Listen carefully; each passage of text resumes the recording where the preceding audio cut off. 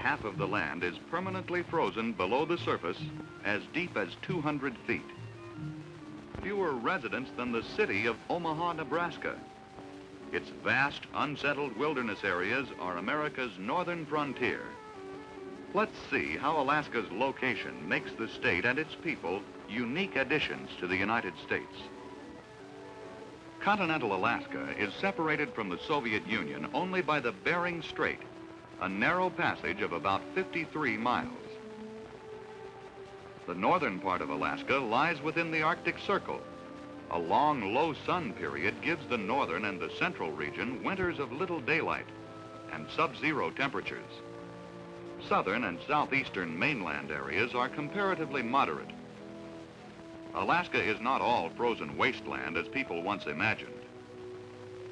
In the southeast, or panhandle region, summers are cool and winters are no colder than in New York City, for example.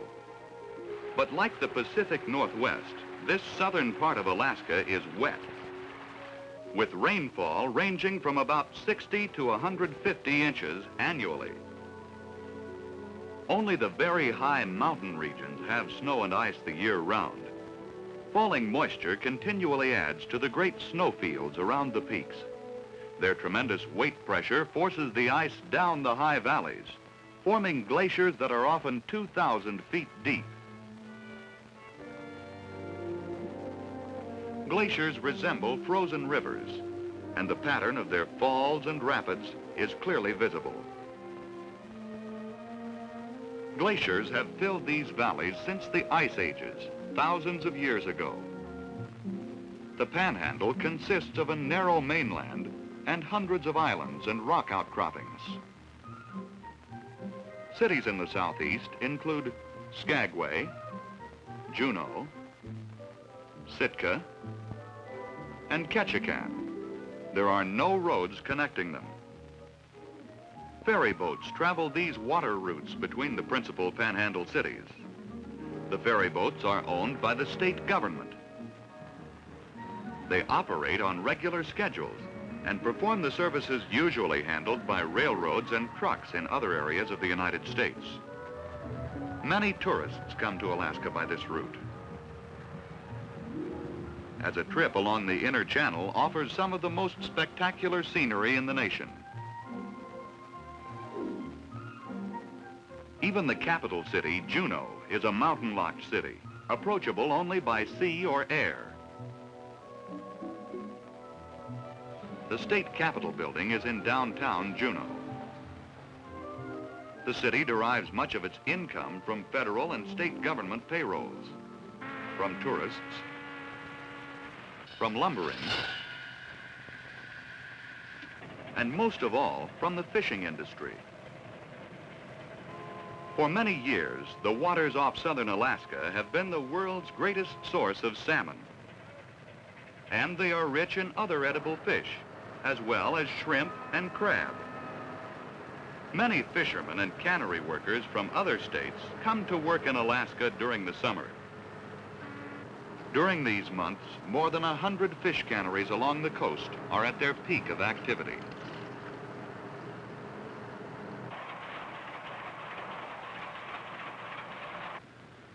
In this mountain area, there is no level land suitable for large-scale farming. Like 2/3 of Alaska, it is covered by evergreen forest. Dams built across rushing mountain streams supply power for operating sawmills. And with the building of plywood and paper mills, the people are beginning to utilize their timber resources. The southern coastal area around the Gulf of Alaska is warmed by Pacific currents and is protected from the north by mountains in the Aleutian Range and the Alaska Range. Anchorage, the state's largest city and major seaport, is located here. Anchorage is an international crossroad for more than a dozen intercontinental airlines.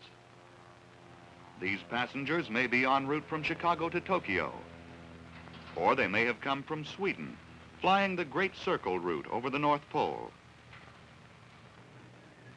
Anchorage is a busy, modern city with the theaters, supermarkets, department stores, and other features of urban living in America.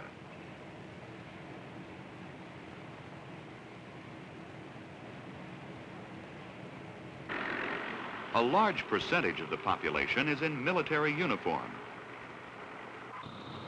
United States Army, Navy, and Air Force bases are maintained nearby. Alaska's global position as America's northern frontier is so important to national defense that military spending is the state's major source of income. The Denali Fault, a fissure in the Earth's rock structure, causes severe tremors in this region. And in 1964, a major earthquake caused extensive damage in Anchorage. The Alaska Railroad, which is owned by the federal government, provides the major transportation link between the southern coast and the interior region. Leaving Anchorage, it runs northward through the fertile Matanuska Valley.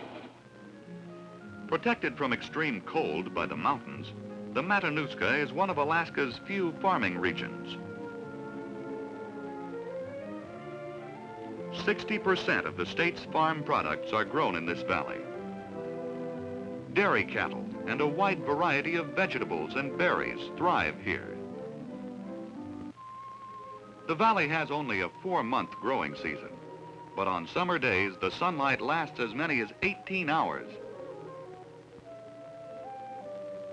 And crops, such as these potatoes, will grow rapidly to generous size. Continuing north, the train crosses the Alaska range of mountains, passing within sight of Mount McKinley, the highest mountain in North America. The peak of Mount McKinley is 20,320 feet above sea level. It is no wonder that the Indians called it the home of the sun. Between the Alaska Range and the Brooks Range in the north are the high plains and tablelands of the central region. This is the region of the drier continental climate, where temperate central area there is only one major city, Fairbanks. Since World War II, the city has increased size many times over. But here too, the biggest payroll is the military. From nearby runways, Air Force jets protect America's north. Soaring into Arctic skies, they can be over the North Pole on short notice.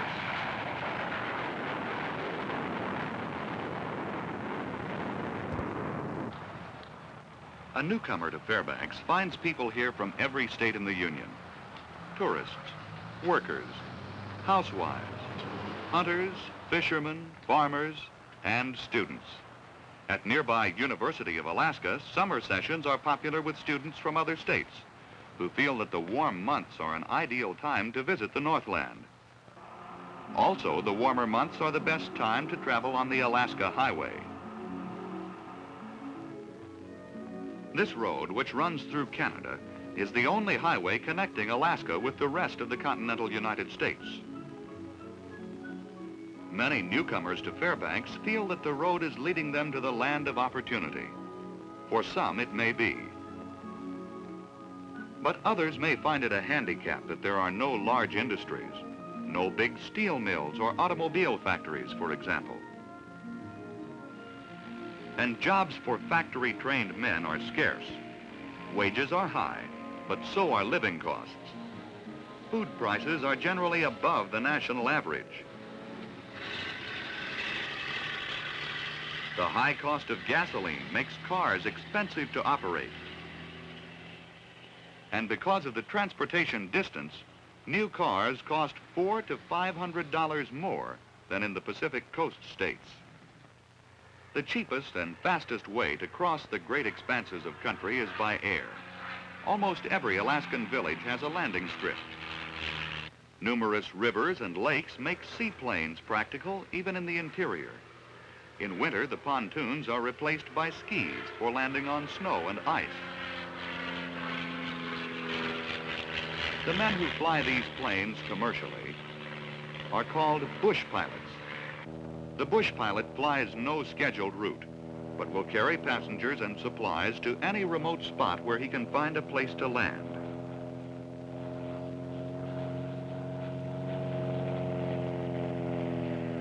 For the bush pilot, a distant coal mine is within easy reach of Fairbanks.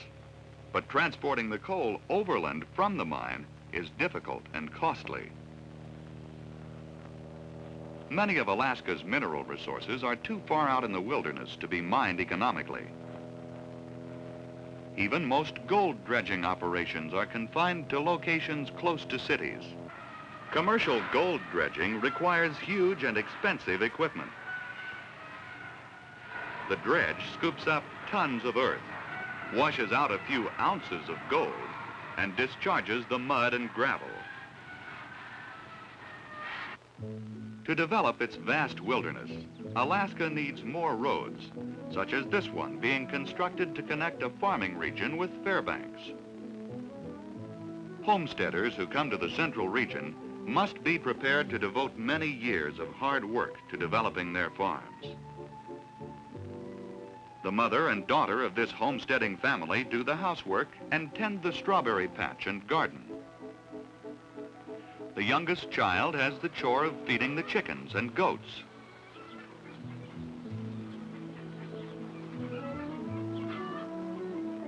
His older brothers feed the larger animals. The farm must supply a large part of the family's food requirements.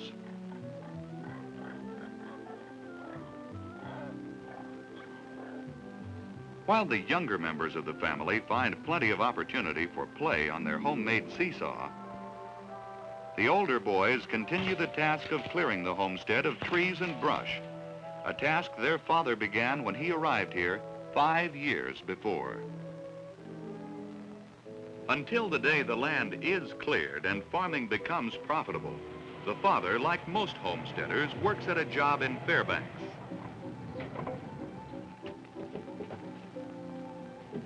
Their home for the first few years was a tent and a trailer.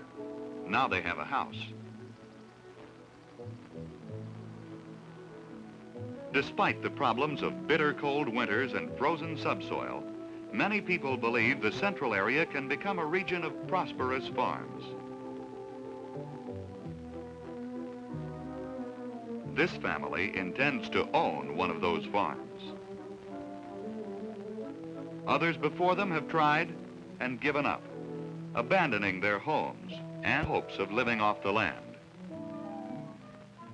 Indians in the central region see the wilderness in another light. For centuries, they have survived here largely by hunting and fishing.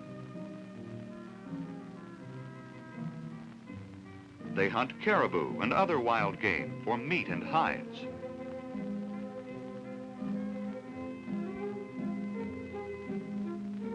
The bear skins obtained by one Indian hunter indicate the abundance of wild animal life in Alaska. Only the Indian is permitted to build and use the fish wheel. With this revolving device, he traps salmon and other fish that swim up the Yukon River. From Canada, the Yukon River and its tributaries flow westward toward the Bering Sea. In the gold rush days, the Yukon was the route many prospectors took to get through Alaska to the Klondike region of Canada.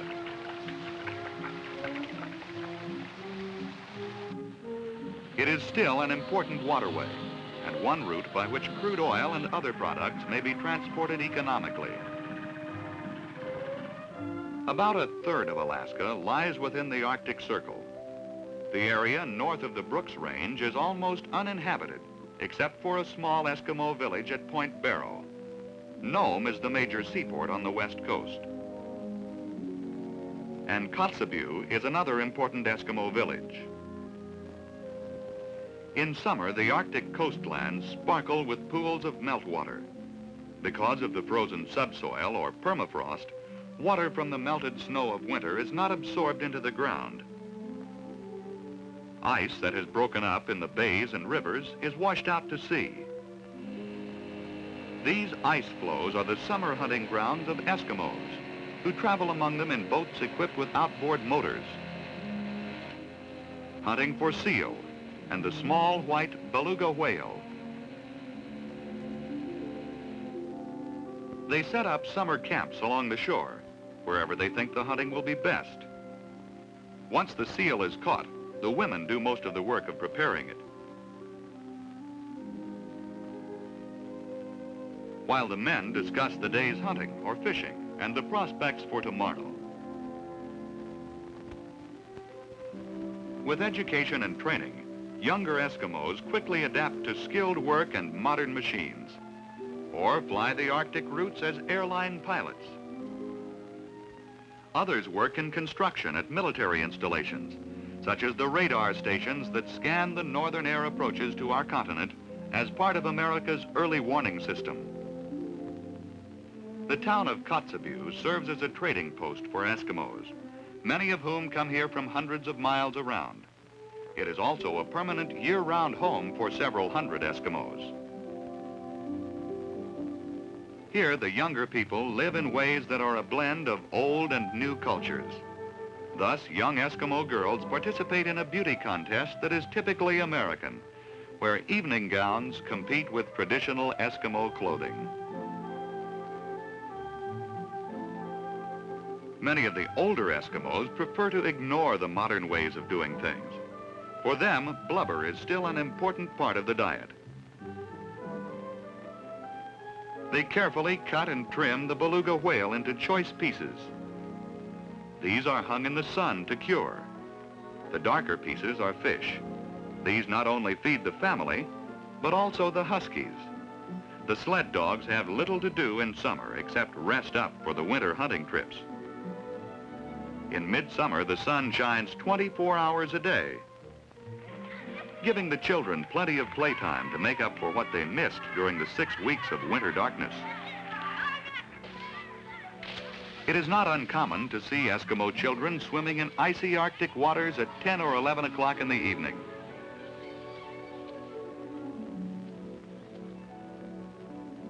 By condensing 2 hours movement into a few seconds of time-lapse photography, we can watch the summer sun reach its lowest point.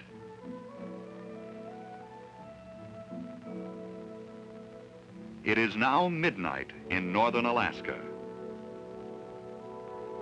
In all of Alaska, much remains to be done. America's northern frontier has mineral and forest resources to be developed,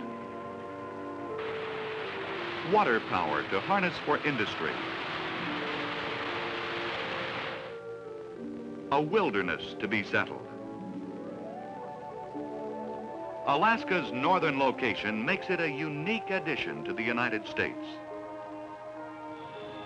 A state that more people are coming to each year, some to visit and some to live.